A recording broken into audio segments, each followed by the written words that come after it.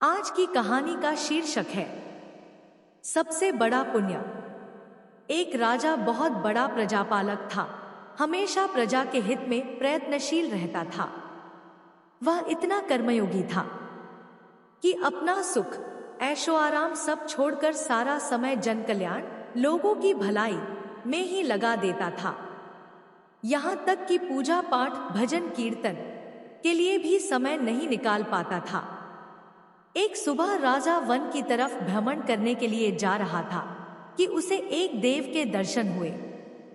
राजा ने देव को प्रणाम करते हुए उनका अभिनंदन किया और देव के हाथों में एक लंबी चौड़ी पुस्तक देखकर उनसे पूछा, महाराज, आपके हाथ में यह क्या है?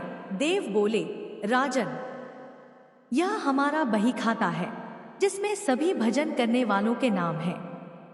राजा ने निराशायुक्त भाव से कहा, कृपया देखिए तो इस किताब में कहीं मेरा नाम भी है या नहीं?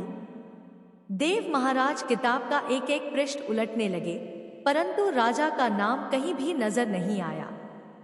देव बहुत परेशान हो गए और कहने लगे, मैं एक एक पन्ने को पलट कर देख रहा हूं, पर आपका नाम नहीं दिख रहा। समझ नहीं आ रहा मुझे कहाँ गलती हो रही है। राजा ने देव को चिंतित देखकर कहा, महाराज, आप चिंतित ना हो, आपके ढूंढने में कोई भी कमी नहीं है।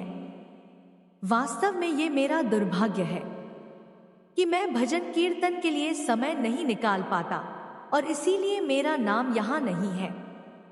उस दिन राजा के मन में आत्मग्लानि सी उत्पन्न हुई, लेकिन इसके बावजूद उन्होंने इसे नजरअंदाज कर दिया और पुनः परोपकार की भावना लिए दूसरों की सेवा करने में लग गए।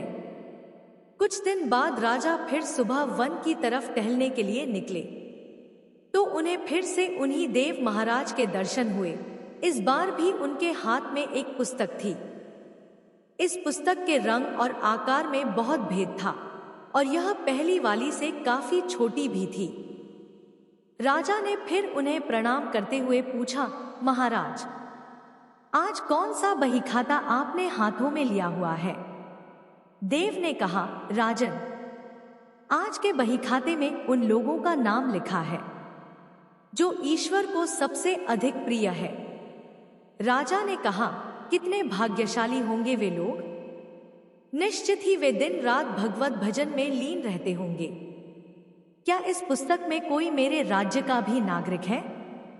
देव महाराज ने बही खाता खोला और ये क्या, पहले पन्ने पर पहला नाम राजा का ही था।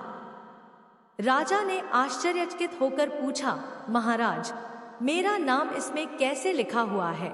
मैं तो मंदिर भी कभी कभार ही जाता हूं। देव ने कहा, राजन, इसमें आश्चर्य की क्या बात है? जो लोग निष्काम होकर संसार की सेवा करते हैं, जो लोग संसार के उपकार में अपना जीवन अर्पण करते हैं, जो लोग मुक्ति का लोभ भी त्याग कर प्रभु के निर्बल संतानों की सेवा सहायता में अपना योगदान देते हैं, उन त्यागी महापुरुषों का भजन स्वयं ईश्वर करता है। ऐ राजन, तू मत पछता कि तू पूजा पाठ नहीं करता, लोगों की सेवा कर, तू असल में भगवान की ही पूजा करता है। परोपकार और निस्वार्थ लोक सेवा किसी भी उपासना से बढ़कर है। देव ने वेदों का उदाहरण देते हुए कहा, कुर्वन्नेवः कर्माणि जिजीविषेच्छनं समा एवान्त्वाप नान्यतो अस्ति व कर्म लिप्यते नरे। अर्थात कर्म करते हुए 100 वर्ष जीने की इच्छा करो तो कर्म बंधन में लिप्त हो जाओगे। राजन, भगवान दीन दयालु हैं, उन्हें खुशामद नहीं भाती बल्कि आचरण भाता है। सच्ची भक्ति तो यही है कि परोपकार करो, दीन दुखियों का हित साधन करो।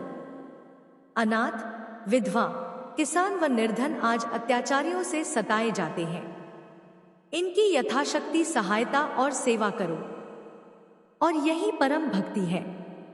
राजा को आज देव के माध्यम से बहुत बड़ा ज्ञान मिल चुका था और अब राजा भी समझ गया कि परोपकार से बड़ा पुण्य कुछ भी नहीं, और जो परोपकार करते हैं वही भगवान के सबसे प्रिय होते हैं। मित्रों, जो व्यक्ति निस्वार्थ भाव से लोगों की सेवा करने के लिए आगे आते हैं, परमात्मा हर समय उनके कल्याण के लिए यत्न करता है।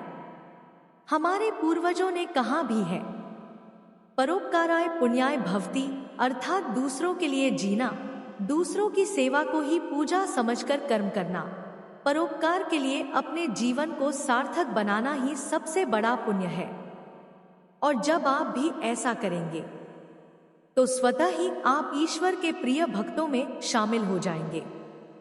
दोस्तों, अगर आप आगे भी ऐसी कहानी सुनना चाहते हैं तो वीडियो को लाइक करें और चैनल पर नए हो तो चैनल को सब्सक्राइब करें।